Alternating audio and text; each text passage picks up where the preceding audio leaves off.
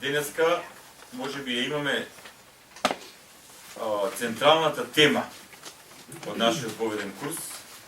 Значи, овие предавања што беа пред ова предавање, повеќе беа врзани со старозаветниот период, односно со подготовката за доаѓањето на Спасителот.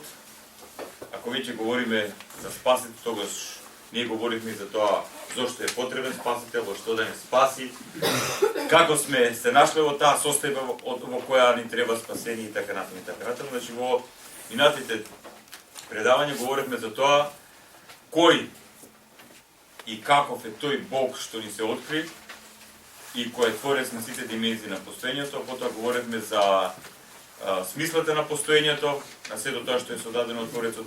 Говоревме за тоа како настанало, што е доброто, што е злото, како нашите прародители Адам и Ева се инфицираа со злото, како злото навлезе во нивната духовна и телесна природа, а преку нив и во овој свет, и ние гледаме што се случува денеска, како последица на сето тоа. Говоревме за промислата Божја, за тоа како Бог после отпаѓањето на нашите прародители Адам и Ева го подготвуваше светот за спасение преку формирањето на старозаветниот народ Божи.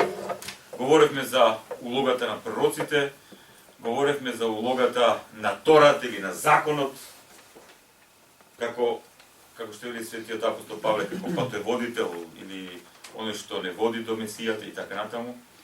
Говоревме на минатите две предавања за срцевината на Тората, односно на законот, да тоа се 10 Божи заповеди, ги објаснувавме и така натаму.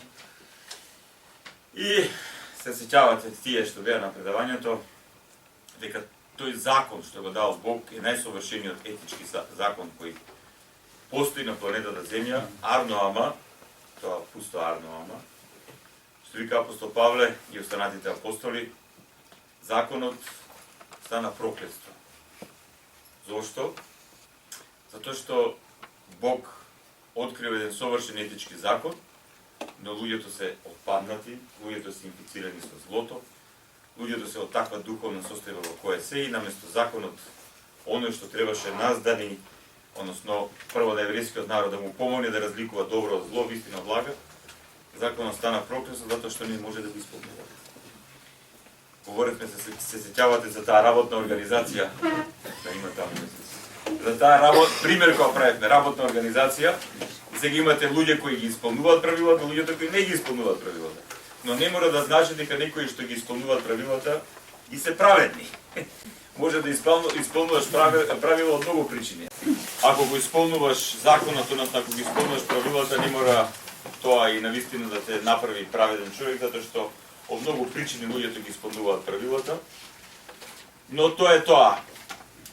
Тоа е најдобрата дефиниција што ни дава светиот апостол Павле, дека Тората или законот е детеводител, педагог до Месијата.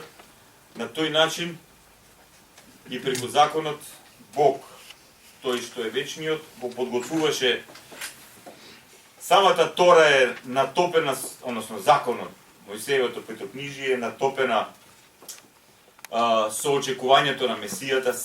Целото старозаветно богослужение и во скинијата, и во шаторот, и после во првиот и вториот храм, сето е исполнето со очекување на Месијата. Пророците го предвестувале доаѓањето на Месијата. Евреите живееле за доаѓањето на Месијата. Тоа им било модус вивенди, смислата на постоењето. И тој доаѓа и они не го познаваат. Да, јас постирав баш на таа група да живееме заедно како црква. Предобар и преточен одговор за тоа. Целата приказка е баш околу правилата. И околу тоа кој како ви ги толкува правилата. Тоа е целата работа. Значи постојат правила и сега, што значи тоа правило? И сега некој ќе го толкува вака, и сега може тој точно го протолкува, ама доаѓа некој друг и вика чекај малку, јас мислам вака, и после се јавува некој трет кој вика и ово е управо, ама јас сум управо. И така се случува кај евреите, толкуваш, и они кога требале да го дочекуваат, се исполнило времето за доаѓањето на Месијата, они се создале сосем погрешна слика за Месијата. И кога доаѓа Месијата, во најголем процент евреите не го препознаваат. И тука има една голема поука за сите нас. Јас си после тоа напишав во дозвола. Мислам, како што тие не го препознаа Месијата, исто така многумина од денешните христијани, кои велат дека се христијани, кои го прифаќаат Јешуа, Исус за Месија, ама што ако го прифаќаат? Само го прифаќаат и толку. И потоа живеат во толкување. Од овој, од оној, вака, онака, и живот и помина. Тоа е тоа. Една опасна приказка. Ева сериозно да се прифатат нештата и да се разберат. Сега, темата, значи, на нашата денешна средба е Христос, Месијата, одговор Божи до отпанатото човештво.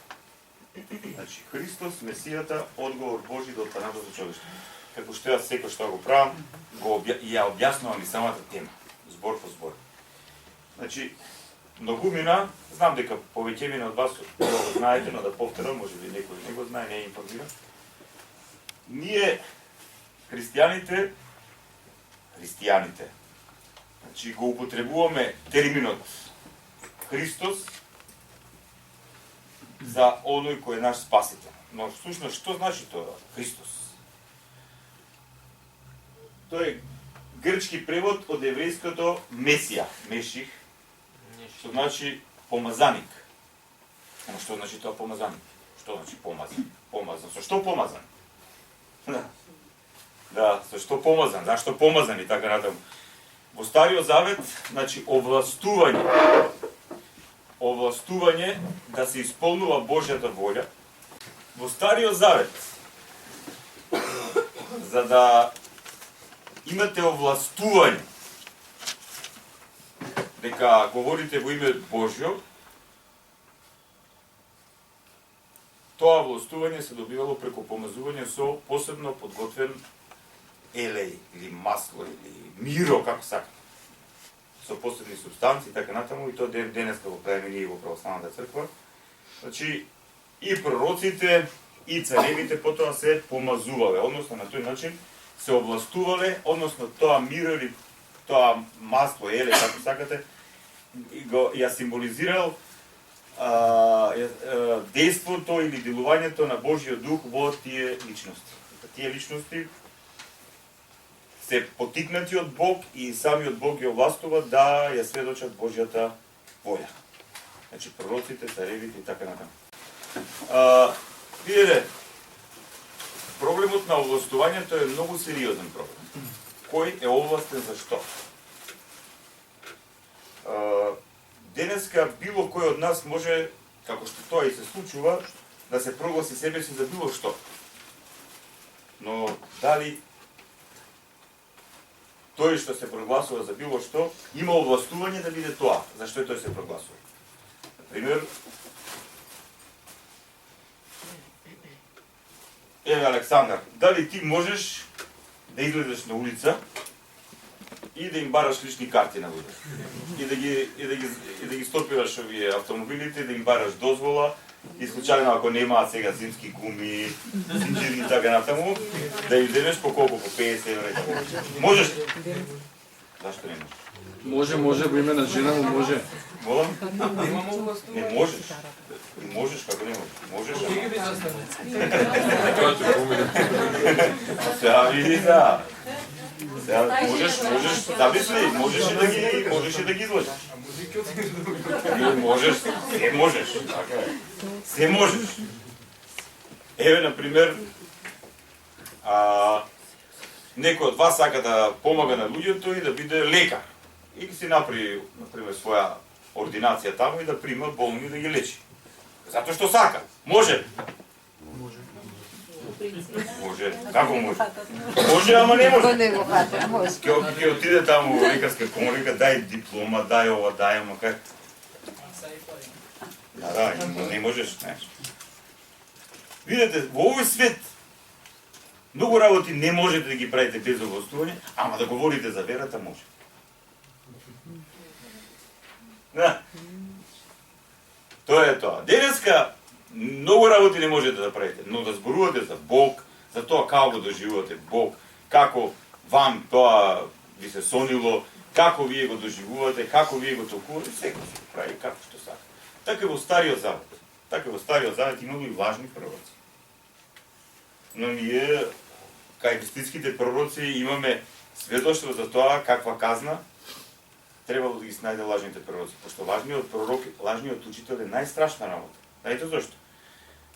Полицаецот лажен ќе ви земе 5-6 денари, ово она, ќе ви малтретира малце и толку. Лекарот лажен ќе може и лошо да си поминете, може да го изгубите, како да кажам, телесниот живот, не може да си ја спасите душата. Така ли е, Габи? Така, може некако да се знаеш. Важно да ја спасат душата. Да, тоа е тоа. Но внимавајте. Но внимавајте, најбитното нешто на духовен план, значи, сведоштвото за Бог, кој е тој, каков е тој, што тој бара од нас, пошто тоа зависи и нашиот благословен живот во овој свет, значи по негово водство и нашето спасение, тука секој може да зборува што сака. Не може, ама може. И тука многу тешко, ме разбирате, можете некој да му каже да ти немаш право или ово, она, и така натаму, и така натаму. И видете, овој свет во кој ние живееме, се исполнил со многу вистини. Имате многу религии. Во тие религии имате многу подрелигии, разбирања, култови и така натаму, така, филозофски системи, многу вистини, многу представи за вистината. Многу системи за тоа која, што е, каква е и што е во вистинска смисла вистината. Но, како можеме ние во целиот тој хаос да бидеме сигурни дека тоа што они го нудат дека е вистина е вистина? Не разбирате, многу тешко. Не е лесно. Што се чудиш така? Да. За секого својата вистина е вистина. За секој, да. Ние до тој степен денеска сме онака, секој си има своја вистина. Нашата вистина. Да, нашата вистина. Ама видите, вистината е вистина и таа не можеш ти да ја симнеш и да си ја присвоиш за себе, да кажеш сега, ова е моја вистина. Може сегмент од вистината знаеш, нешто ти е јасно, ама да збориш за вистина. Знаете кој може да збори за вистина? Што е вистина? Ама за вистина во полнота. А ако веќе некој вистина во полнота, тој треба да биде и одговор. Да дава точни одговори. Која е работата? Секој од нас може да се прогласи за вистина. Имате колку сакате луѓе во историјата на човештвото се прогласувале себе си за вакви, онакви и така натаму. А моментот кога ќе треба да даде одговор, не знае. Или дава нешто така, произволно, ама тоа не држи вода. И внимавајте сега, зошто е толку битен Месијата? Зошто целиот Стар Завет е исполнен со очекувањата на Месијата? Значи, тој што е вечниот, вистинскиот, единствениот, Творецот, живиот Бог, тој, откако отпаднавте од него, полека промислуваше, односно, го подготвуваше доаѓањето на Месијата, односно го спроведуваше својот план за доаѓањето на Месијата. И тој план одеше постепен. И кога се исполни времето, Месијата да дојде во овој свет, односно, оној кој има полнота на овластување, ме разбирате? Оној кој има полнота на овластување, да ја сведочи вистината. И затоа, пред да дојде Христос, пророците го предскажуваа неговото доаѓање. Ние, кога ги читаме пророците од Стариот Завет,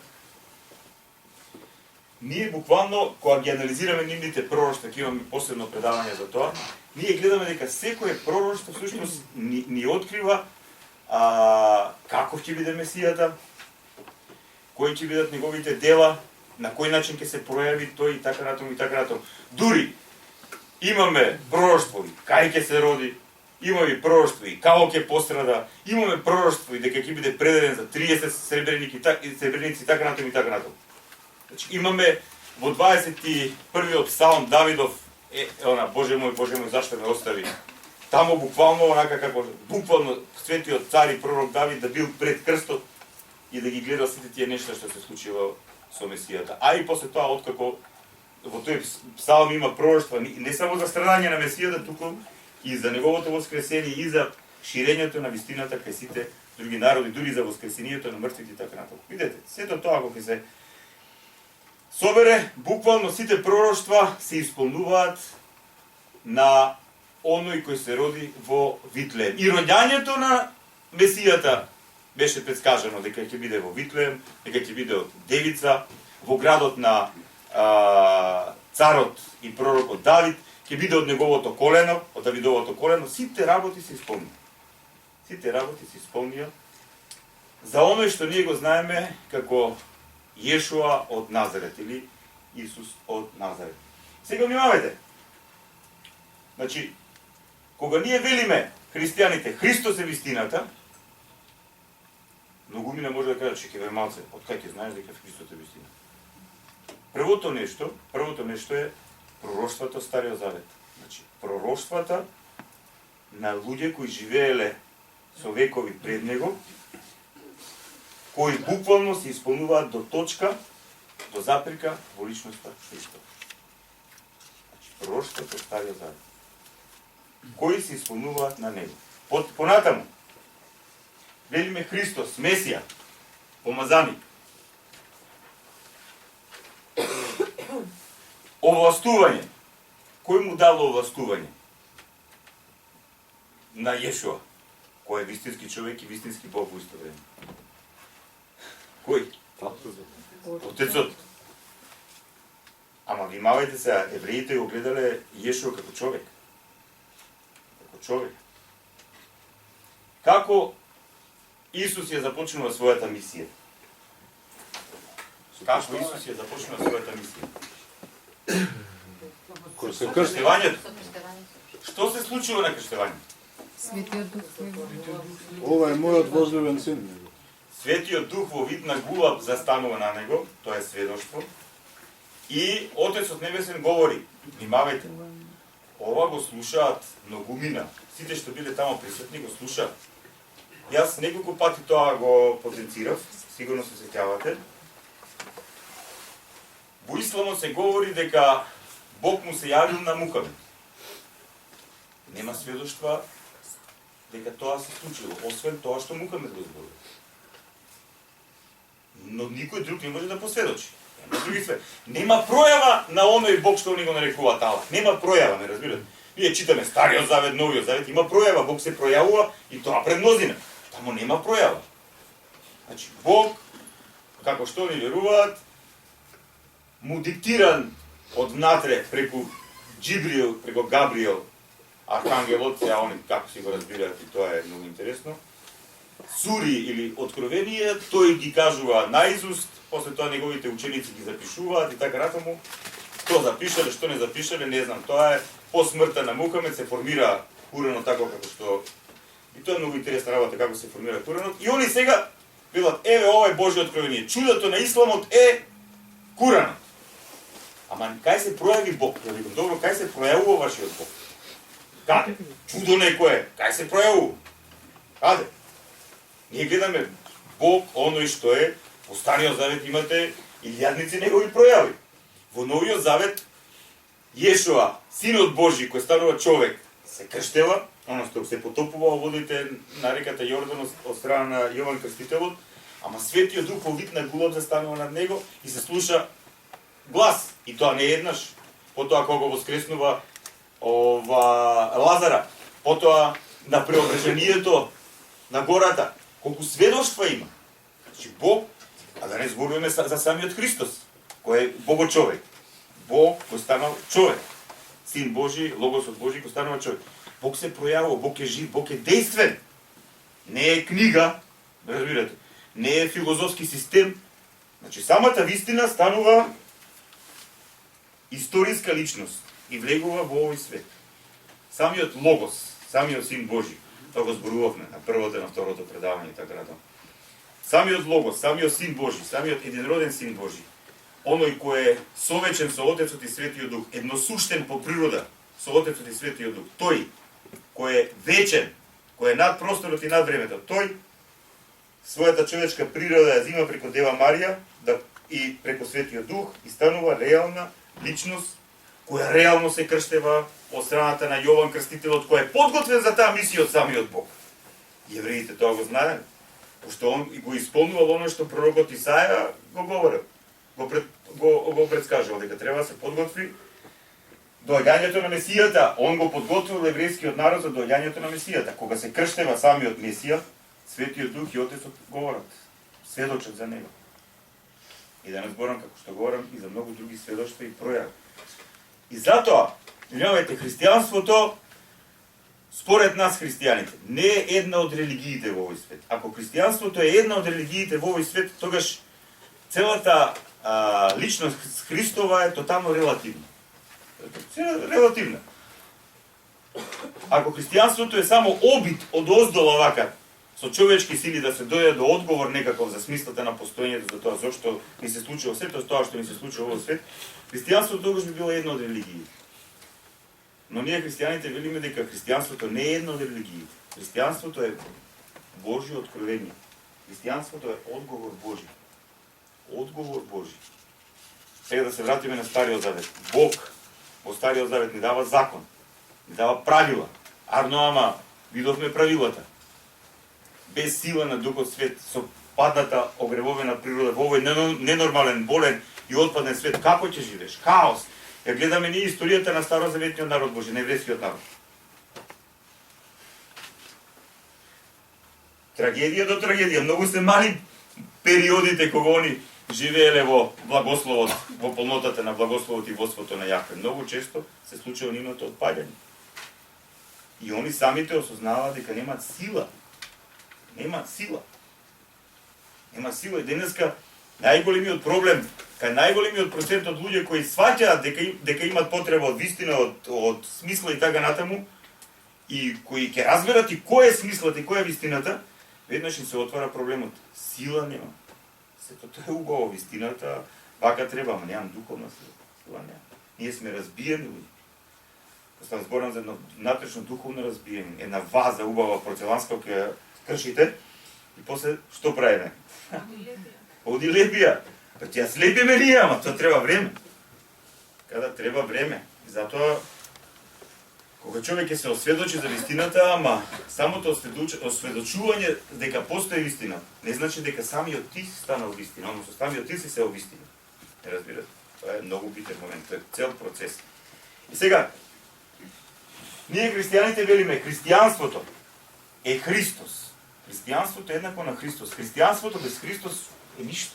Христијанството без Христос е некаква филозофија, некаква етика и уште еден плацебо ефект за лудоста и безсмислата во овој свет.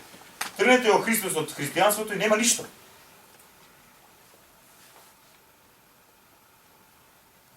Џабе закон, џабе етика, ако нема смисла моето постоење. Зашто да видам добар ако моето постоење нема никаква смисла? Многумина си го поставува тоа прашање. Сега колку и тоа од добар одговор, така натаму. Сега, ова човештво, браќи и сестри, ова човештво, значи под ова човештво го подразбирам целото човештво. А кога го употребувам терминот целото човештво, го подразбирам следново. Сите оние што Бог благословил да живеат во овој свет, од Адам и Ева до последниот што ќе се роди од мајка. Целото ова човештво, браќи и сестри, има многу одговори. Односно, има многу прашања. Целото ова човештво има многу прашања. Пошто ние како отпаднати од Бога, како инфицирани со злото, како луѓе со помрачен ум, како луѓе со повредени гносеолошки спознани органи, ние многу тешко може да најдеме одговор на најсуштинските животни прашања. Ние живееме најчесто во претпоставки или прифаќаме туѓи претпоставки. Но генерален одговор нема. Човештвото до Христос генерален одговор за суштинските животни прашања нема и плюс не само што нема генерален одговор, туку нема и гарант. Знаете, тој што е вистина, ви го дава одговорот и ви гарантира дека ако го исполнувате тоа ќе биде така. Кој може да ви гарантира вас? Било што. Највеликите светски философи, оние што формирале дури и религии и така натаму, ништо не може да ви гарантираат. односно што не може да ви гарантира? Не може да ви гарантира дека вашето постоење има смисла во овој свет. Не може баш со сигурност да ви гарантира кој е тој што го создал овој свет. Не може. Имат некаква представа, ваква и онаква и така натаму. Не може да ви гарантира дали сте вие случаен производ или од некаква случајност и така натаму, или вие, односно сите ние сме создадени од некого со посебна цел и смисла во овој свет. Никој со сигурност не може да ви каже дека постои вечен живот. И дури да ви каже, ова прај го и ќе имаш вечен живот. Буда вели, да, ќе дојдеш, ако почитуваш сите принципи за ослободување, ќе дојдеш до нирвана, ама не ти објаснува што е нирвана. А што е тоа нирвана? Или разни други религиозни учења и така натаму, никој не може да ви гарантира ништо, ме разбирате, не може да ви гарантира. Целата работа е во гарантот, во вистинскиот одговор и во гарантот. Не може да ви гарантира никој. Самиот Мухамед, во тоа има и во една сура, самиот тој велел дека да не се надеваат на него и така натаму, така натаму. И може тоа сте го приметиле кога разговарате со муслимани, да они велат еден е Бог, Аллах е тој и така натаму, и Мухамед е негов пророк. Арно, ама кога ќе почнете да заблегувате во животот на тој пророк, малце посериозно и пообјективно, ќе видите многу нешто. Да, тоа е друга тема. Сега, да се вратиме на нашето предавање. За мен, како христијанин, и за сите оние кои сериозно го поминале патот на себе истражувањето, себе барањето, барањето на вистината, во вистинска смисла на зборот. Сите тие луѓе доаѓаат до Христос. Се многу интересна работа. Дали ние доаѓаме до Христос или Христос не води до себе? Преку Светиот Дух. Тоа е многу интересен момент. А тука е веќе една друга тема, да, ама тоа е многу интересна тема. Значи, јас тоа го нарекувам присатно неприсатниот Бог или присатно неприсатната вистина. Значи, вистината е присатна во секој момент во нашиот живот. Присатна е, но неприсатна. Односно, на тој начин внимава на нашата волја, на нашиот избор, што ние не ја гледаме, не ја доживуваме. Секој како. Значи, она не се наметнува, не наметнувачка вистина. Значи, присатна, неприсатна, ненаметнувачка вистина, која е секој момент во нашиот живот. Ама не се наметнува. Не се наметнува. И сега, колку повеќе ти се отвараш за неа, толку повеќе таа делува внатре во тебе. Многу интересно. Многу интересен момент. И тука, внимавајте, тука не се работи ни за религија, не се работи за обреди, не се работи не знам за што тамо, него се работи за една внатрешна трансформација на нашата личност. Личноста, нашата личност почнува да се менува. Вие поминувате низ разни фази на вашата внатрешна состојба. Од некоја точка на огревовеност, на темнина, на паднатост, на изгубеност и така натаму. Полека, вие се менувате од внатре. И тоа е христијанство. Тоа е христијанство. Тоа е нешто што не може друг да ви го даде, освен Христос. И сега во еден момент самите вие од внатре, како да ви кажам, го доживувате тој добар, таа средба со него, од внатре.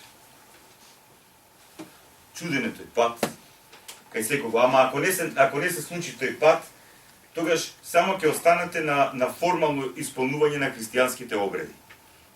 Тие луѓе што од внатре не го доживеале ова, тие ќе си останат на религија. Ќе се нарекуваат христијани, ќе бидат крстени, ќе идат и во црква, дури ќе се причестуваат и ќе постат, ќе се исповедаат и така натаму, но тие ќе останат на исто ниво како што се и другите, како да кажам, членови на разни други религии. Ќе останат на формата само. И мислат дека некаква форма ќе ги преобрази. Не. Ништо, само ќе си поминуваат години, вие полека од некаква религиозна жар ќе преминете во религиозна формалност, а со текот на времето ќе поминете и во неверие. Ако не вие, тогаш следната генерација. Да. И да, ништо нема да остане од жар. Христијанството, значи тоа е, христијанин се станува кога имаш жар внатрешен, а тоа доаѓа од делување на Светиот Дух, од почеток нејасно за многумина како тоа се случува. Значи тоа доаѓа како потреба да се дојде до одговорот. Имаш потреба да дојдеш до одговорот. И кога ќе бидеш зрел да го носиш одговорот, Пошто една работа да го посакуваш одговорот, ама кога ќе бидеш зрел, Бог ти го дава одговор. Пошто внимавајте, многумина кои неподготвени се сретнале со вистината, доживееле сериозни душевно-ментални дебакли. Ако потикнато своето его, својата гордост и се буташ, се форсираш. Не. На вистината и се приоѓа на вистински начин. Како што она е ненаметлива, така и нашето его треба да го исклучиме кога се отвараме за вистината. И не треба да и се наметнуваме ние на вистината, да ја пресираме, да ја компресираме и така натаму. И тие кои на овој начин влегуваат во вистината, тие се прават сериозни психички, ментални, а и други проблеми во животот. Значи, кога се отвараме за вистината, за таа ненаметлива, секаде присатна, неприметна, приметна и така натаму, и се отвараме со смирение. А смирение, според православната духовна терминологија, значи трудење, внатрешна свесна борба против своето его и својата гордост. Без тоа не може. И сега во еден момент, ако го имаме тој чин, ние доаѓаме однатре до средбата со Христос. Односно, доаѓаме до средбата со одговорот. Кога ќе дојдеме ние во средбата со Христос, ние доаѓаме во средба со одговор. Ние, кога ќе почнеме, односно на овој начин, кога ќе дојдеме до Христос, во Светиот Дух, и кога ќе почнеме да го читаме Евангелието, ние не можеме да го оставиме Евангелието. Просто такви луѓе, кога ќе дојдеш, не може да го оставиш. Пошто ти од секоја страница, што? Шиваш одговор. Си живеел со години во прашање и одеднаш одговор за сите работи. Така натаму, да. Е сега, до отпаднатото човештво. Сите ние сме во таа отпадната или падната состојба, или сите ние некако висиме, вака како да кажам, на некаков гребен, висиме над бездната, над небитието. Секој од нас. Буквално можете вака да си направите една внатрешна представа во умот. Сите сме ние фатени со една рака и висиме над бездната, над небитието.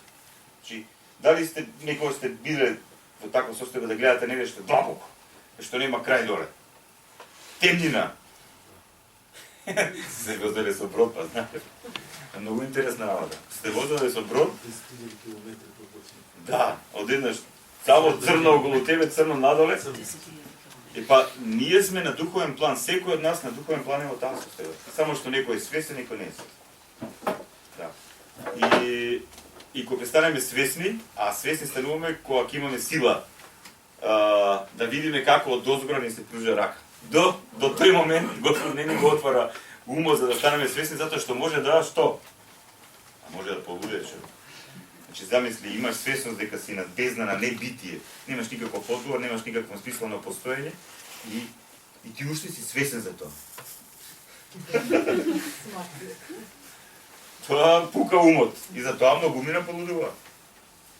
Тоа е. А Бог, ако ја бараме вистината и решението за оваа состојба која се наоѓаме, таа состојба на отпаднатост или состојба на висење, на бездна на небитие. Што значи небитие? Значи, никој не може да ти гарантира како случајно си настанал во овој свет, доаѓаш од некаква темнина и на крајот на твојот биолошки живот во овој свет одиш во темнина. И зошто си тука? И тука си во темнина. Тоа е, што да ви кажам. Тоа треба умот да го поднесе и да го обработи. Ама многу често не може да го обработи. И се наоѓа во страшна состојба. И сега, кога ќе дојдеме до Христос, кога ќе дојдеме до одговорот, суштина, ние кога стануваме свесни дека висиме над бездната, над небитието, ние буквално, во буквална смисла на зборот, гледаме пружена рака вака од тој што ние разбираме дека е наш небесен татко. но тогаш сваќаме кој е Бог.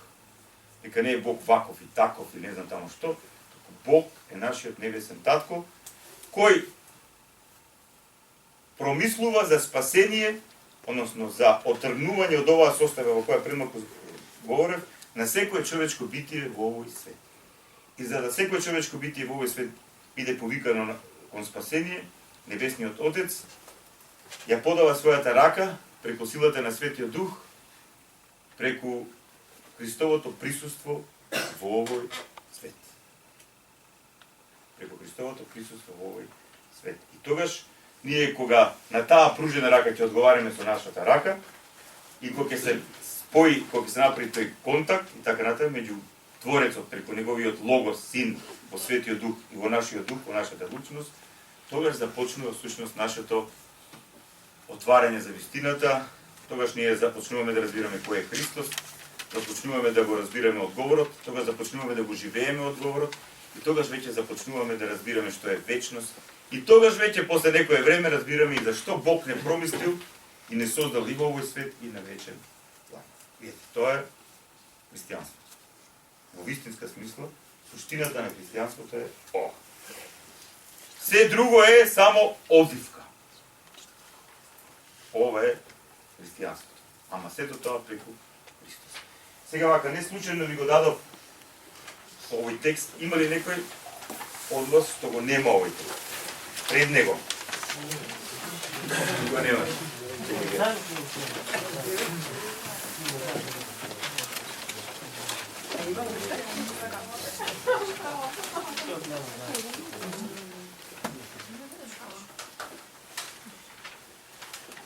Многу е лесно вака да зборуваме за Христос, за оние и на оние кои тоа го доживеале однатре. Ама многу тешко е, искрено да ви кажам, во исто време да зборувате за Христос, за оние луѓе што тоа го немаат доживеано. Но и ние како христијани сме повикани да го сведочиме ова и да ја сведочиме оригиналноста и автентичноста на Христовата личност. А тоа најдобро се прави како? Преку толкување на најавтентичните текстови кои го засведочуваат тоа што Христос го направил за нас и тоа што Христос го кажал за нас. Според мене, искрено да ви кажам, многу тешко е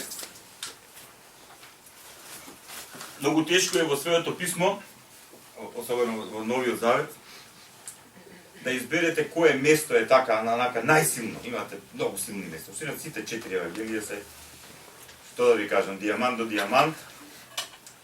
Но кога реши така да изберам едно место кое навистина сведочи со својата силина и отвореност, затоа што внимавајте, самиот Христос, самиот Месија, самиот совечен Син Божи кој станал човек, Богот човек, самиот тој имал еден многу реален проблем. Кој го тој реален проблем? Па реален проблем е да открие кој е тој. Замислете Христос да оде да вика јас сум Бог. Замислете, јас сум Бог, мора да ме слушате. Ако не ме слушате, одма сега громови, казна, одма ќе видите земјотреси. А може ли така да прави? Може. Може што сака. Сега видите, он е семоќе. Само може да... Но, друго е пројавата на Бог во Стариот Завет, кај Старозаветниот народ Божи. А сега тој Бог станува човек, станува еден од нас. Прима човечка природа и тој е како еден од нас. И евреите, и сите оние луѓе што живееле во тоа време и во Иерусалим, и во Јудеја, и во Галилеја, и во Самарија и така натаму, сите тие луѓе што го сретнале него, што виделе, што гледале они? Човек гледале. Гледале човек. Сега многу е тешко кога ќе гледаш ти човек, еден раби од Галилеја, тамо од Назарет, Јешуа, татко му како што они тоа го велеле, Јосиф, некој древоделец, мајка му тамо, некоја Марија. Иако Јона било Давидовото колено се, ама тоа... Они гледале еден од многуте рабини кои во тоа време говореле многу интересни нешта. Не бил само Јешуа рабин. И суштина они го гледале како рабин. Тоа е многу интересно. Рабин, значи учител. Во тоа време, кај евреите, освен фарисеите, садукеите, официјалното свештенство во храмот и така натаму, закониците кои го толкувале законот и Тората, така имате и книжници, имате и разни рабини. И секој си, после 30 години кај евреите, доколку ја познаваш Тората и така натаму, ти може да бидеш учител на народ. И сега, луѓето се собирале, ови им говореле с разни толкувања, разни и апокалиптични моменти, некои говореле за Месијата, некои од нив се прогласувале за Месија и така натаму. Ако истражувате еврејската историја, ќе видите многу лажни месии, многу катастрофи од тие лажни месии кај еврејскиот народ. Сега во целата таа слика и плюс евреите се под римско робство. Римјаните владеат тамо. На световен план, на политички план, на воен план владеат римјаните. На идеолошко-религиозен план владеат садукеите, фарисеите, свештенството во Иерусалимскиот храм и тие книжници, разни политички движења како зилотите и така натаму. Во целата таа приказка се појавува Исус од Назарет, рабинот од Галилеја.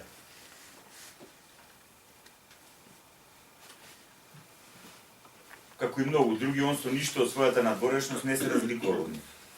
Кога гледате, замислите да се вратиме ние 2000 години назад. Шетате по улиците на Јерусалим, сега он поминува покрај вас и се што е нешто он поразличен од другите. Што е поразличен? Значи нема светлина околу него. Ето, нема светлина. Ангели не го придружуваат со мечеви, со копја, со... Нема.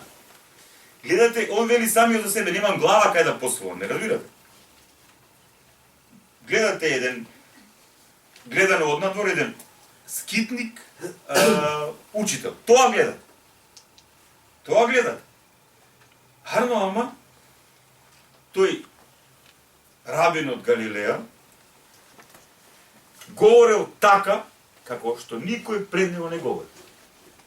Говорел така, и со таков авторитет, и никој друг не може да говори, и нит говори како он што говори. Тоа е многу битна работа. Кога ќе сретнете човек кој говори со авторитет, од авторитет не подразбирам наметнување. Но гледате ја човекот знае што зборува. Знае што зборува. Нема проблем. Не се мисли вака е, така е. Он вели вистина, вистина ви велам. Вистина, вистина ви велам. Па идете вие да после тоа полемизирајте. Што е најинтересно, сеќавате кога зборев. Да, тој говори вистина, но и гарантира за него. Значи он пројавува такви чудеса, ама не е како сензација. Не е чудеса за да направи сензација, да ги врзе луѓето за себе. Не е чудеса за да себе си се издигне. Туку чудеса да ја утврди својата мисија и да им помогне на другите да разберат кај се, што се на натрешен план. Видете, присадна ненаметлива вистина. И сега што мислите? Луѓето почнувале да се умислуваат, че ке се овако рабин до сега не сме имали. Пророк да не. Пророк, пошто веќе кај пророците тоа е друга работа. Рабин е учител. Ама пророк веќе е друга работа. Рабин е нешто како учител на законот и може да филозофира и вака и така, да прави толкување. Ама пророк тоа веќе нешто по-друго, веќе повисок авторитет. Ама он вели дека за него пророкувале пророците. И прави такви нешта, као што никој друг од пророците не прави. И сега внимавајте.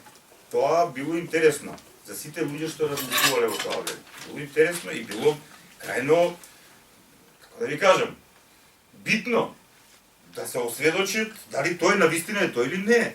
Самиот свети Јован Крстител, кој го крштевал, кој го потопил во водите на реката Јордан, ги праќа своите ученици, вели: ти ли си или друг да чекам? Тешко е, луѓе. Мислам, јас баш тогаш и тоа, кога го толков тој дел на Евангелието, тешко е, многу е тешко за човечкиот ум да прифати дека тој што е над просторот и времето, тој што е творец на се што постои. Тој станува човек и станува некаков рабин од Галилеја. Тешко е. Видете се, имаме ние дистанца од 2000 години. Имаме илјадници и милиони сведоци. Знаете, христијанството 2000 години. Ама замислете ги тие луѓе у тоа време. И затоа еден од подуховните луѓе во Ерусалим, фарисеот Никодим, таму пишува началник и така на фарисеите, значи бил уважуван како човек кој живеел според законот, кој исполнувал законот и го очекувал доаѓањето на Месијата. И самиот тој сакал да разговара со Христос. Со Јешо од Назарет, со Јешо од Галилеја. Сега, само да ви кажам една споредба. Знаете што биле фарисеите, особено овие фарисеи што биле уважувани? Тоа било елитата на општеството. Знаете, денеска, например, некој од Академија на науки. И тоа, некој академик кој е на крајно високо ниво, со големо уважување во општеството. Сега, внимавајте, тој човек повикува еден уличен учител, рабин, и со него да дискутира за најсуштинските работи.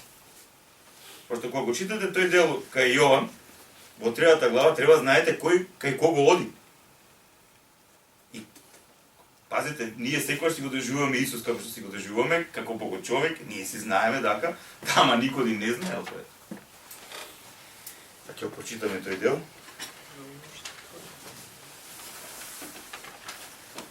Евангелието според Јован. Тука имате, земете го.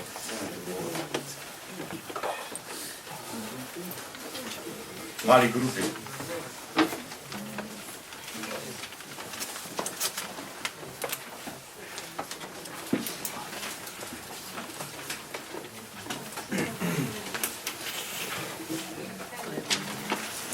Евангелие според Јован. Нема да барате у Стариот Завет. Кој бара у Стариот Завет, ќе го вратам. Следниот курс од почеток.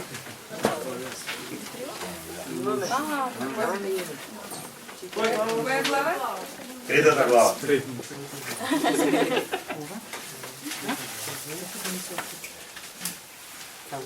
Ќе читам полека. А потоа ќе се концентрираме на најбитниот дел од Моавет. Цела глава? Од почеток. Јас ќе читам внимателно. Значи, не, од почеток читаме, многу е битен контекстот. Многу е битен. Не случајно, апостолите не ни даваат представа за христијанството како филозофски систем. Тие може да кажат, Исус учеше вака, тоа, и тоа е веќе филозофија и етика. Интелектуализам. Не, тие сведочат реални настани и средби со реални личности. Многу битна работа. Пошто многу битно ви велам кој бил овој Никодим и таа потреба да се види со еден уличен рабин. Пошто како авторитет имал Исус во еврејското општество? Никаков авторитет, луѓе. Тоа треба да го знаете. Никаков авторитет. Он нема никаков систем не бил. Не бил меѓу свештениците тамо, свештеник на храмот, не бил меѓу фарисеите, судики. Не бил. Уличен рабин од Галилеја и тоа.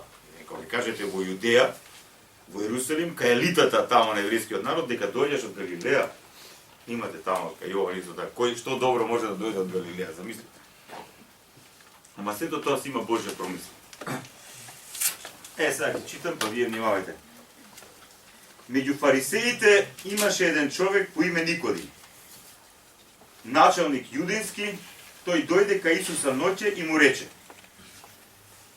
Раби, тоа значи учителе. Сега внимавајте. Правевме му обет кој бил тој Никодим и кое било неговото место во општеството. Сега тој на еден уличен рабин му вика учителе. Му го признава достоинството да биде учител. Значи го прифаќа тоа што овој го зборува и го прави. Знаеме дека си учител дојден од Бога. Зашто никој не може да ги прави овие чуда што ги правиш ти, ако Бог не е со него.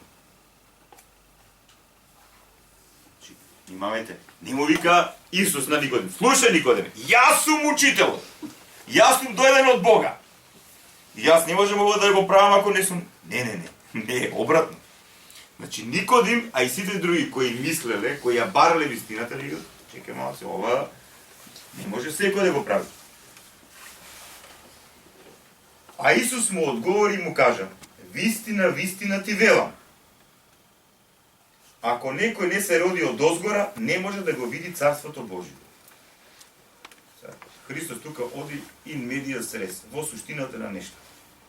Значи, не му збори, слушај се, јас така, пророците ме предскажува, јас... Христос, внимавајте како го води разговор, директно. Или вака. Значи, вистина, вистина ти велам, никој не може да се роди од озгора, ако некој не се роди од озгора, не може да го види Царството Божие. Што правевме муаве до пред малку? За тоа раѓање од озгора, за таа потреба човек да ја осознае вистината. И сега, тоа е многу интересен момент, ќе го повторам уште еднаш. Колку дали во суштина ние ја бараме вистината или вистината делува неприметно во нас од озгора и не раѓа за неја. И всушност тука Христос зборува за тоа духовно раѓање, за таа духовна обнова наша, духовно осознавање, духовно реализирање, духовно освестување, како да ви кажам. Станување свесен за тоа кои сме ние на вистински начин, кој е образот Божи во нас, тоа печатот Божи во нас. Че вистина, вистина ти велам, ако некој не се роди од озгора, не може да го види Царството Божие. А Никодим му рече, како може човек да се роди кога е стар? Зар може повтор пат да влезе во утробата на мајка си и да се роди? Никодим не сватил најсуштинските работи. Фика законот беше даден за внатрешна преобрата, на тоа ништо, само правила, само форма, без внатрешна промена. И затоа сега овој се зачудува се. Како да се роди сега, какво раѓање? Не го подразбира духовното раѓање, него телесното раѓање. Че се како може човек повторно да се роди? А Исус му одговори, вистина, вистина ти велам, ако некој не се роди од вода и дух, не може да влезе во Царството Божие. Сега видите, сега Христос тука кажува категорична вистина, која не знам јас, длабоко се сомневам, а јас сум читал толкувањата, за тоа дали Никодим воопшто го разбра. Ова првото е тешко, ова второто уште е потешко. Затоа што ова второто има пророштво во себе си. Пазете, пророштво. Во која смисла пророштво? Христос кажува дека само ако се родиш преку вода и дух, може да влезеш во Царството Божие. Односно, говори вака. Ја кажува ова вистина. Дека тој што се има како информација во оваа информација. Значи тој не вели дека тој дошол во овој свет, потоа и тој експлицитно и тоа го открива. Значи тој доаѓа во овој свет да биде не само оној што ќе открие вистината на постојањето, туку ќе биде и оној кој ќе не спаси, односно ќе биде наш спасител, ќе биде наш ослободител од сето она што не ни дозволува да живееме во вистина. Односно наш спасител и ослободител од сето она што нас ни го одзема животот, а тоа е сотонското робство, злото, гревот, духовната и телесната смрт. Значи, тој кој живее во тоа духовно сотонско робство и не е свесен за тоа робство, тој кој живее инфициран со злото, тој кој живее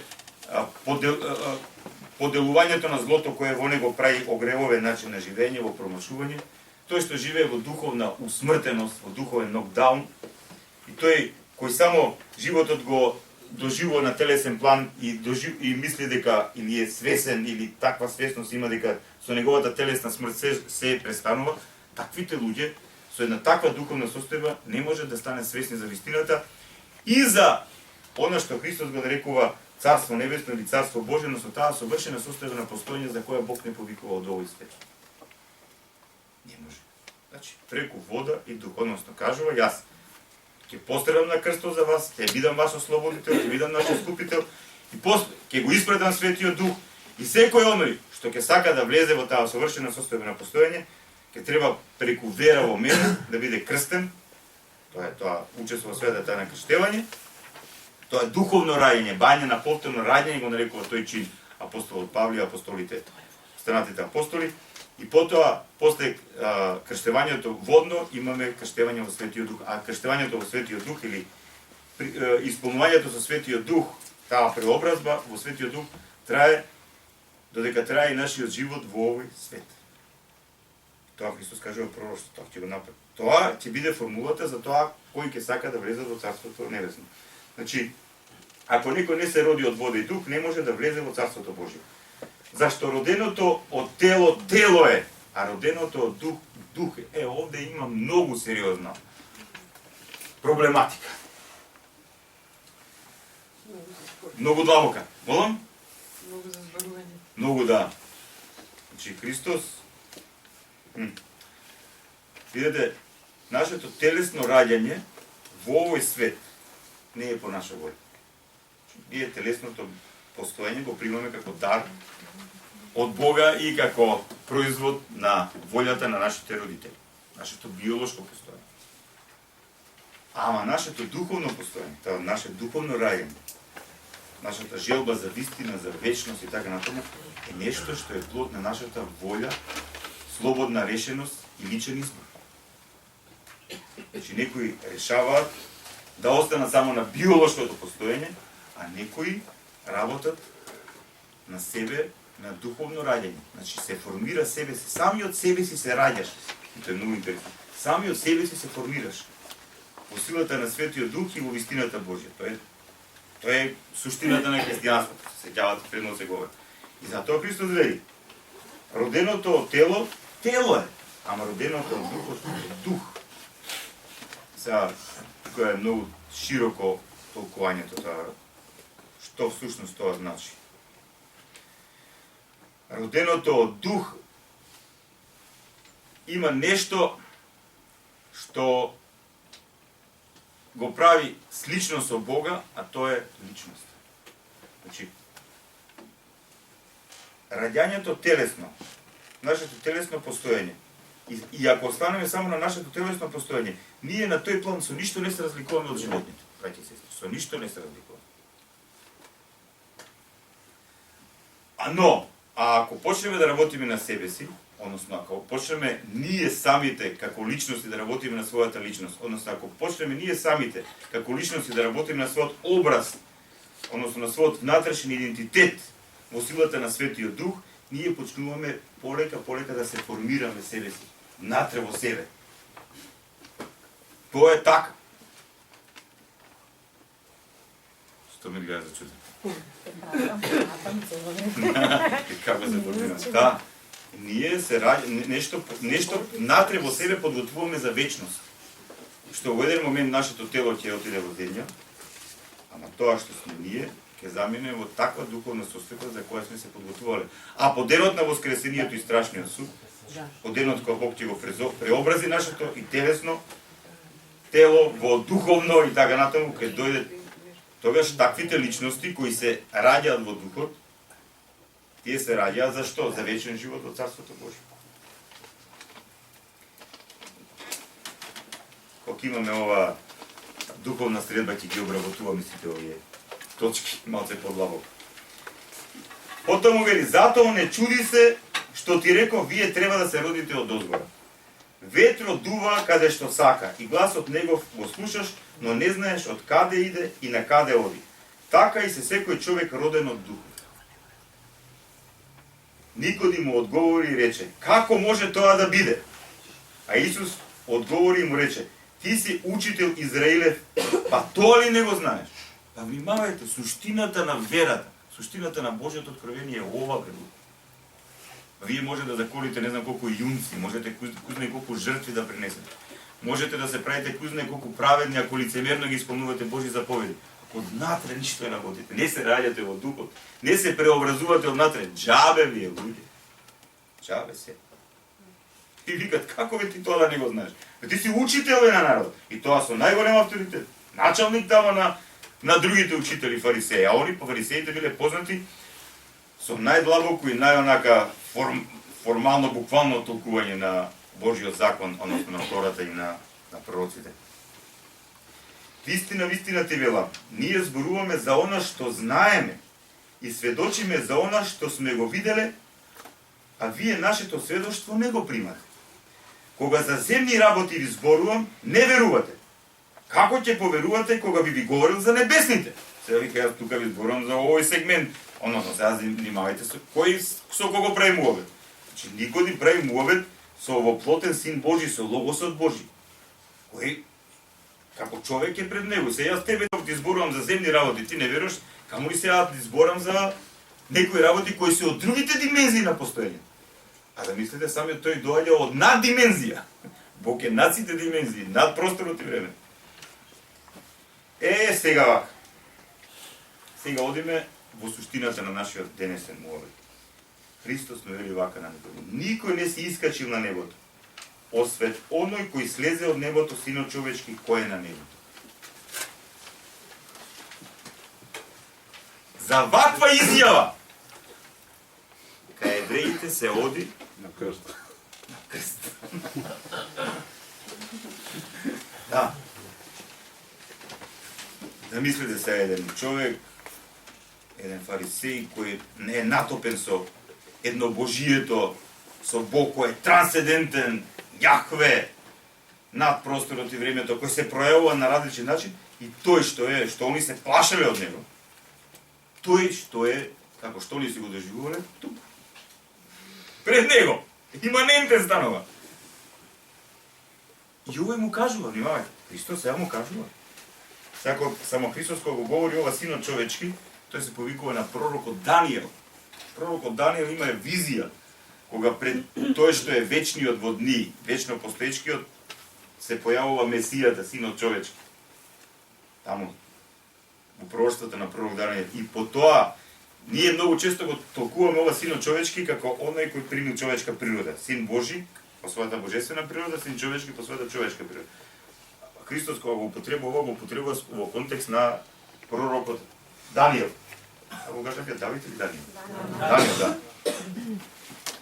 Пошто внимавајте, Христос е Логосот Божи, Синот Божи, единороден. Ама, тој се раѓа преко Марија и влегува во традиционален еврејски контекст на поимање на работите. И затоа он се повикува на Тората и на пророците. И вика, никој не се искачил на небото, освен оној кој слезе од небото. Синот човечки, кој е на небото? Сега вака, ние ово си го читаме многу лесно. Но замислете како се чувствувал Никодим.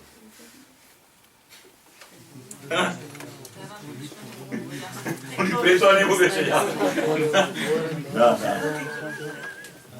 Да. Понатаму видите што вели. После ќе имаме. Понатаму вели вака Христос. Ще збориме. Пророк Даниел сега се повикува на Мојсей и на еден настан од Стариот Завет, во 4-та книга Мојсеева. Запише. И како што Мојсей ја подигна змијата во пустината, така треба да се издигне и Синот човечки. Сега мора да сте евреи, мора да сте пораснати во таа култура, мора да живеете со историјата на тој народ за да го разберете. Кога излегувале од колку воделе кон ветената земја и така натаму, во еден момент еврејскиот народ пројавил, како многу често тоа што го пројавил, неверба во Јахве, во тој што е. А помеѓу Бог, тој што е, еврејскиот народ имало веќе завет. Завет кој бил плод на верба, на доверба. Доверба еден кон друг. На тоа се темелил заветот. Доверба, ако си немаме доверба, немаме договор, немаме завет. И сега Јахве, односно Бог, тој што е, со еврејскиот народ си има завет, доверба. Овие не покажуваат како и многу пати, иако чуда, нон-стоп чуда им се случува, тоа ни губа доверба. Тоа е чудна работа. Чудна е човековата природа, искршена од гревот и потемната од злото е. Ами самото тоа не кажува дека Бог уствари не бира. Он? Дека Бог не бира уствари, не бира или не бира? Не одбира. Нас не бира. Не избира. Вака сега, Тоа е многу интересен момент. Дали Бог не избира? Тоа е многу интересен момент. Дали е така и не е така? Дали ние го избираме Бог? Или дали Он сите нас не избира, ама не сите па одговараат на неговиот повик? Тоа е друг момент. Но сакам нешто друго да кажам. Тоа е веќе друго прашање. Зошто Јешуа, односно Исус, му го говори сето тоа на Никодим? Затоа што Никодим имал духовна зрелост, луѓе Божи, ова да го слушне. Баш со еден пријател пред некој време правевме му обед, нешто многу ми се фура по чуда. Викам, добра бе, брат, замисли тука еден ангел да ти излезе и ти каже, која жела ме сакаш да кажеш? Може сега не забигуве. Зато викам да те видам у ситуацијата. Така да, знаете, ние велиме веруваме, ама колку веруваме, тоа е многу интересно прашање, а од друга страна колку имаме духовна зрелост. Духовна зрелост да се соочиме со вистина. Никодим имал таа духовна. И видите, Христос со другите зборувал во параболи, дури самите апостоли не го разбирале. А волку директно. Видите, на Никодим имал духовна зрелост, тоа да го носи. И вели ова Христос, и како што Мојсија подигна змијата во пустината, така треба да се издигне и синот човечки. Значи, само потеко таму. Значи, еврејскиот народ покажува недоверба и Бог пушта змии. Сакајќи да им открие всушност од кај доаѓа нивната недоверба, од духовната змија. Да не го именува. Таму да он е основниот подкопувач и разорител на нашата доверба. Гледате во нашето секојдневие. Многу лесно ние губиме доверба. А уствина колку доверба имаме еден кон друг, кон Бог и така, тоа е многу проблематично. Гледате, анализирајте се. Многу лесно губиме доверба. Може би Александар да ви е прекрасен пријател, го познавате со години, доволно е да дојде слободен да ви каже, слушај, Александар е таков човек и ја го видов вчера го направи тоа и тоа.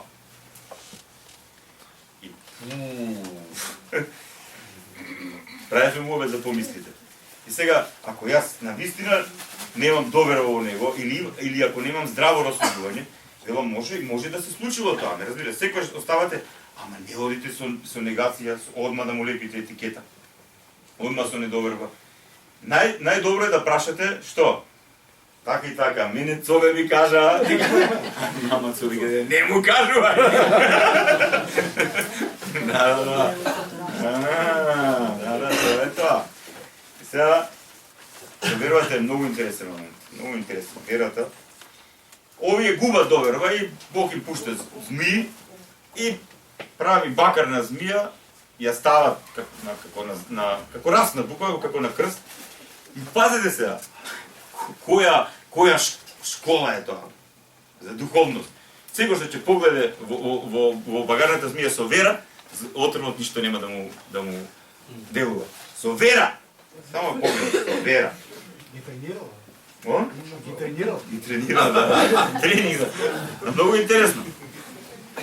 Ама со вера. А имаш доверба, да не се гегаш како не бе, како може преку бакар на змија, ама не може тоа, па Бог е толку семојтен, па да му треба бакар. И ви додека тупите, змиите ќе ве иседат.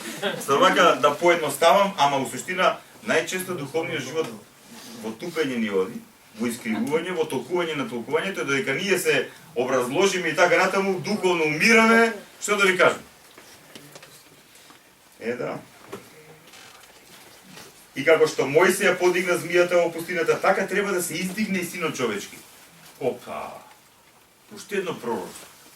Сега внимавајте, Христос, никој човек не може да каже, слушај, утре ќе се случи тоа и тоа, или под 5 дена ќе се случи тоа и тоа. Можете вие да кажете, ама овакви работи, нека па дури и обични работи. Не може денеска да кажете дека јас после 5 дена ќе го направам тоа и тоа со сигурност. Тешко. Не може да кажете, може по логиката на секојдневните активности тоа да се погоди, али не мора да значи. Али овој кажува. Ама внимавајте што, он не вели после 5 дена јас ќе отидам и ќе се прошетам по улиците на Јерусалим и ќе си купам смокви тамо. Него кажува вака. Христос со ова кажува пророштво како ќе биде раснат. Исто како што змијата беше поставена да веруваат евреите и да се зачуват од духовната змија и од змиите ви, така и Јешуа, односно така и Месијата, така и Спасителот ќе биде распнат. И секој што ќе поверува во тоа што он го направил на крстот, ќе добие сила да се спротистави на духовната злија. Без тоа не може. И сега, внимавајте луѓе што зборува. Овој рабин од Галилеја, од Назарет. Да секој што верува во него да не загине, но да има живот вечен. Гарант. Тоа и јас му гарантирам живот вечен. Значи, Христос не вели како филозоф, него сега види, ова ќе се случи, ама доколку ова според мојот систем и моето размислување може да се случи тоа и тоа. Не! Видите, он одговара крајно јасно, прецизно и кратко. Ама секоја негова изјава е, што да ви кажам, тежи како сите книги на Тората, на пророците, сите книги од Стариот Завет. Сета мудро, сета вистина во една реченица. И како што Мојсија подигна змијата во пустината, така треба да се издигне Синот човечки, односно да биде раснат, ќе го видат издигнат на крстот. Кажува пророштво, та секој што верува во него да не загине, но да има живот вечен. И сега, она што ние христијаните најмногу го цитираме секаде. Ова што сега ќе го прочитам, е толку јака и силна изјава, да Никодим може да каже, слушај, човече, и да се лечиш. Не се шегу. А и ова и така, каже. Читам многу книги, како ми кажа на палета. Му се свртило у глава и така натаму. Ова, ние го читаме ова, знаеш. Знаете, многу често, тоа е многу еден момент интересен, кога го читаме Светото писмо, ние читаме, веќе го читаме, онака, веќе механичко. И иако настанот е така и така, ние не влегуваме во настанот, туку одиме повеќе во пораката, ама настанот е многу битен. Не го доживуваш настанот, чекайте малце луѓе. Рабинот му говори на еден фарисеј, и овој му вели, јас сум Бог. Да. И до сега му вели, јас сум Месија, значи јас сум тој. Индиректно, не му кажува директно, јас сум Месија. Не. Пази, не наметливо. Се самиот Никодим разбира. Он многу работи разбрав, а сега уште повеќе му објаснува овој. Сега одиме у самата суштина. И внимавајте што вели Христос. Зашто Бог толку го возлюби светот, што го даде својот единороден син, да секој што верува во него да не загине, туку да има живот вечен. Знаете ли колку е тешка ова изјава за еден евреј? Знаете каде е тежината на изјавата? Каде е тежината? Каде е главниот спор со... Таму е, кај е главниот спор со муслиманите и со евреи? Како сега тоа Бог да има син? Како син? Луѓе, ај сега Месија, ај Бог. Ама ај сега овој па син. Како син човече? Не замислите го никоде. Не, ама многу интересно. Та секој што верува во него да не загине, туку да има живот вечен. Ама, внимавајте, секој од евреите, да кажеме, имало тие сените и така натаму, они се доживувале како синови на светлината, синови Божи, ама не синови Божи според природа, според вечност, совечност и така натаму, туку како оние кои ја сакале Божјата вистина, ги исполнувале Божите закони и така натаму и така натаму. Ама овој века, јас сум единороден син Божи. Зашто Бог толку го возлюби светот, што го испрети својот единороден син. Та секој што верува во него да не загине, туку да има живот вечен. И гарантира. Кој ќе има вера во него, нема да загине. Внимавајте, многу интересен е терминот загине. Се изгуби. Бездната, се сеќавате на бездната што зборам. Значи тој што ќе поверува, што ќе прими раката од единородниот син Божи, од Логосот, од Месијата, тој нема да падне во бездната на небитието, во бездната на темнината. Туку неговиот живот на сосем суштински начин ќе добие светлина, правец, смисла, визија, гаранција и така натаму. Сосем друг начин на живење. Понатаму, зашто Бог не го испрати својот син во светот за да му суди на светот, Че Христос никому не му судеше. Никому не му судеше. Он имаше пак и онакви реакции со некои кои ги искривува работите, но не судеше, он само опоменуваше и повикуваше на Тората, на пророците и така натаму и така натаму. Не судеше. А дури на своите ученици им вели: не судете да не ви се суди. Со каква мерка мерите, со таква и ви се мери. Че внимавајте. Но со къснението сега. Значи сега Христос излегува надвор од правилата. Пошто ние сакаме, знаеш, кога има правила, веднаш да имаме казна или награда. Овој вика, јас не ви судам. Јас не дойдов тука да ви судам. Јас сега ви дојдов да ви кажам што треба да направите. Што треба да направите. Кога кажува не ви судам, не опомена, не, опомена друга работа. Че он вели вака: јас дојдов во овој свет затоа што ве разбирам во каква состојба сте вие. Ве разбирам. Значи, внимавајте, Бог од трансцендентен станува иманентен, станува еден меѓу нас, доаѓа помеѓу нас, влегува во нашиот живот и на сите нас не вели: слушај, ја ве разбирам вас. Имате ли нешто посилно од тоа да самиот Бог ви вели: јас те разбирам тебе? Пошто има многу христијани кои се плашат од Бог како полицајци. Викам: луѓе Божи, Бог е татко. Небесен, нашиот небесен татко. И ако некој најдобро ве разбира во каква состојба сте вие, е тој. Сега, што тој се пројавува, како да кажам, со својата вистина ненаметливо и не сака, многу често ние сакаме веднаш Бог да интервенира. Он интервенира, ама не како што ние сакаме. Пошто ние многу често на своето духовно ниво сакаме негова интервенција. Ама ако така интервенира он на нашето духовно ниво, тогаш ние Бог го сведуваме на наше духовно ниво. А он интервенира онака како што е потребно нас да не подине кон своето ниво. Разбирате? Сега малце тука. Тука нештата, а ние најчесто сакаме ние се живееме во овој свет, си имаме интереси од овој свет. И само, ева ти Боже, дојди вама се. Дојди да ни помогнеш да биде според моје. И он, сега ти си у илузија, у грев, у темнина, и он уште да те држи у темнина, да те бута, вика, чека ти помогна. Това е страшно, крајно не христијанско, не библиски, не христовски начин на доживување на тој што е. Да што Бог не го испрати својот син во светот, да му суди на светот, туку светот да се спаси преку него. Значи, преку него. Христос вика вака ми се рече и се напијам малку. Христос вели, јас сум вратата. Внимавајте, Христос вели, јас сум вратата. Кој влезе, ќе излезе. И пасоште ќе најде. Значи, Христос не вели дека он е еден вид граница на две различни состојби на екзистенција, на постоење. Живот во темнина, во бесмисла, во паднатост и живот во светлина, во смисла, во правец, во насока, во визија, во гаранција, во суштина и така натаму. И он затоа вели преку мене. Христос не вика преку христијанската религија. А дури не вели преку мојата црква. Во неговата црква, ама преку него.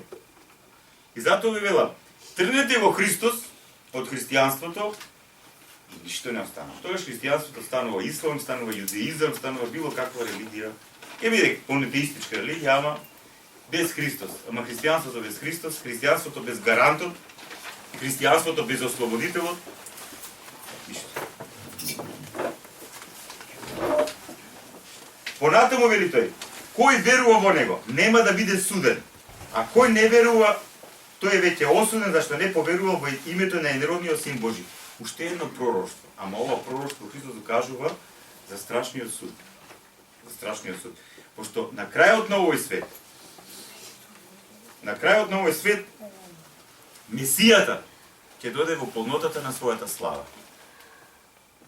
Не онака како што доаѓа првиот пат, како јагне Божјо, да ги земе гревовите на целиот свет врз себе.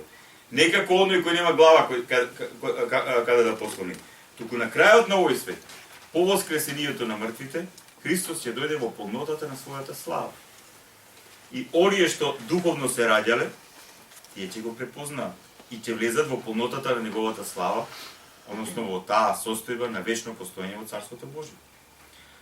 А оние што не го препознале тука, во овој свет, нема да го препознаат и таму, односно и нема да ја препознаат, како да ви кажам, визијата за својата смисла и понатаму. И тоа е најголемиот суд. Нема да влезат во живот. И Христос тоа вели. Кој верува во него нема да биде суден. Значи, кој поверувал, односно, според Ерманца, за сите тие фази кои ги поминал, нема да биде суден. Зашто да биде суден кога веќе тој е светлин? А кој не верува, односно кој не поверува, кој не го примил сето тоа што Бог го направил за нашето спасение, тој е веќе осуден. Зашто не поверува во името на единородниот Син Божи. Осуден, затоа што самиот се осудил да не живее во полнотата на животот. Неговиот избор бил смрт, духовна смрт. Сега, што тоа значи во ескатолошка смисла, разбора, тоа е сериозна тема која вара многу објаснување, тоа ќе биде последната тема од воведниот курс. Верувам во воскресение на мртвите и во животот во идниот век. Тоа е последната тема, таму ќе говориме конкретно за ова. Понатаму Христос вели вака, внимавајте, се уште зборува со Никодим. Значи, открива дека е Месија, открива дека е единороден Син Божи, открива која е смислата на неговото доаѓање во овој свет. И видете, слушнете го сега ова. А овој суд е затоа што светлината дојде на светот. Светлината дојде на светот. Синоним за вистина. Светлина, вистина. Вистината, полнотата на вистината дојде на светот. Внимавајте што вели Христос. Но луѓето повеќе ја засакаат темнината отколку светлината, зашто нивните дела беа зли. Кажува една диагноза за моменталната состојба тогаш и кај еврејскиот народ и во светот, но кажува и пророштво. И понатаму, до крајот на овој свет, неговите ученици, прво апостолите, а потоа епископите, презвитерите, црквата негова и така натаму, верниците, сите членови на црквата Христова, на неговото тело, ќе ја сведочат вестината во силината на Светиот Дух. Ама вели и Христос, овој суд е затоа што светлината дојде на светот, но луѓето повеќе засакаат темнината отколку светлината, и после објаснува зошто ја засакале повеќе темнината. Затоа што нивните дела беа зли. А се сеќавате ли кога правевме муавет за тоа што е добро, што е зло? Злото е недобро, злото е негација на добро. Оние луѓе кои свесно одат против доброто, одат против истината, тие не сакат ништо да имаат со доброто и со истината. Затоа што од нивен интерес е да бидат против доброто и против истината. И страшно е за таквите луѓе. А ние гледаме што дека живееме во таков свет, во кој свесно, со сознание се оди против доброто и против истината. Со сознание, не со несознание. Ајде, тоа и така поминува по милост Божја, ама со свесност и со сознание. Понатаму Христос дефинира сега, зашто секој што прави зло ја мрази светлината и не оди кон светлината, за да не бидат разоткрини неговите дела, бидејќи се лукави. И тие, односно сите ние како да ви кажам, се самозалажуваме дека сме безбедни и сигурни во нашата лага. Безбедни и сигурни во нашата известност. Ние ќе се измислиме некаква известност, некаков комфорт, ќе се живееме во таа известност, во тој комфорт, втемелен на лага, исполнен со лага, и се дојде момент кога Бог како ова меуче од сапуница ќе пукне тој комфорт, таа известност, и ние и гледаме хаос, и пука сите работи. Ја велам секојаш кога се случи тако нешто, Бог има милост кон нас, затоа што не буди од илузија. Не буди од илузија. И вели Христос, а оној што твори вистина, внимавајте, твори вистина. Тоа е тој процес. Че не ја прифати вистината интелектуално, чита Свето Писмо и го знае, го продуцира до точка. Боже, што како компјутер? Па мојот компјутер е многу подобар теолог од мене. Или од било кој. Пуно на негово книги во него там. Така. Значи, твори вистина. Значи, тој процес, ја спознаваш вистината, ја спознаваш преку кого и во кого е откриена вистината и се откриваш за вистината и во духот на вистината, тој е Светиот Дух. Во духот на вистината ти почнуваш да се овистинуваш, почнуваш секојдневно да растеш во вистината. Да растеш, да ја осознаваш и да ја спроведуваш преку збор, преку дело, преку својот живот. И тогаш почнуваш се околу себе си да го исполнуваш со вистина, со светост, со љубов. Се менува. Формула за успешност во овој свет. Тоа е успешност. Денеска на многумина им пукаат умовите, им страдаат душите и доживуваат сериозни психолошки, ментални и други катастрофи, затоа што сакаат да бидат успешни, ама без да знаат што е тоа успешност, без да знаат како да дојдат до вистинската успешност и борејќи се да дојдат до успешност, а тоа е лажна успешност, они се направиле парам парче, се испокршиле себе си, кога ќе дојдат до тоа да сватат дека дошле до целта на својата успешност, сваќаат дека таму нема ништо и никаква смисла и тогаш настануваат страшни психолошки состојби. Депресија, разочараност, веќе параноидни моменти, психози, неврози, шизофрении. Одете у коренот на сите тие работи, ќе видите. А оној што твори вистина оди кон светлината за да се видат неговите дела, бидејќи се по Бога извршени. Јас да ви кажам наискрено, да ги нема другите книги од Новиот Завет и она што ни го напишале апостолите, апостолските оци, светите оци и така, да останал само овој дел. Искрено ви кажам дека во светот не постои по-авторитативен напис, набиен со вистина и гаранција за тоа што е вистина и што е успешност од тоа. Можете да трнете хипотетички цел Нов Завет, односно останатите делови од Јовановото Евангелие, другите Евангелие, посланиците на апостол Павле, на другите апостоли, светите оци. Ова само да остане. Ето ова. Кој ќе го разбере ова? Ќе се спаси. Ќе се спаси. Да.